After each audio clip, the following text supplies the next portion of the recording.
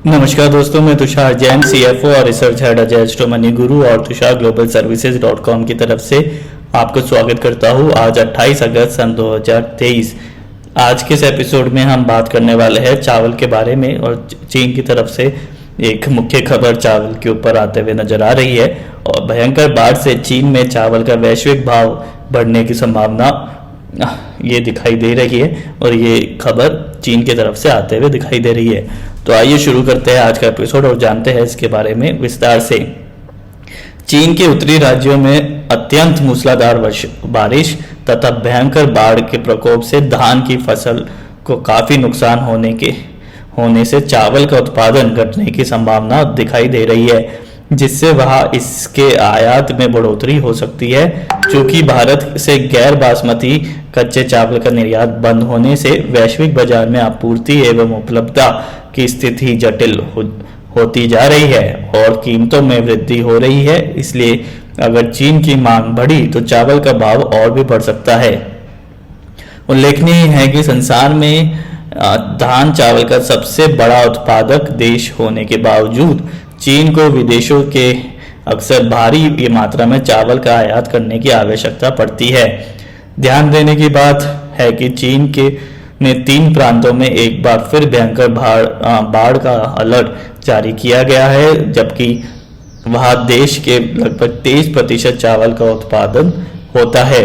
हाल ही के सप्ताहों में चीन के कई राज्यों में बाढ़ वर्षा का भयंकर प्रकोप देखा गया है। वहां समुद्री चक्रवाती तूफान ने भी धान की फसल को काफी नुकसान पहुंचाया है। हालांकि फिलहाल धान की फसल को हुए कुल नुकसान का सटीक ब्यौरा सामने नहीं आया है, लेकिन इतना अवश्य है कि इसे काफी क्षति पहुंची है। कई भागों में इसकी औसत उपज दर में गिरावट आएगी और चीन के उत्तरी एवं पूर्वोत्तर भाग में इस वर्ष जबरदस्त वर्षा हुई है, जिसमें आंतरिक मंगोलिया, जिलिन हिलोंग जियांग प्रांत शामिल है। इन प्रांतों में चीन का 23% चावल पैदा होता है।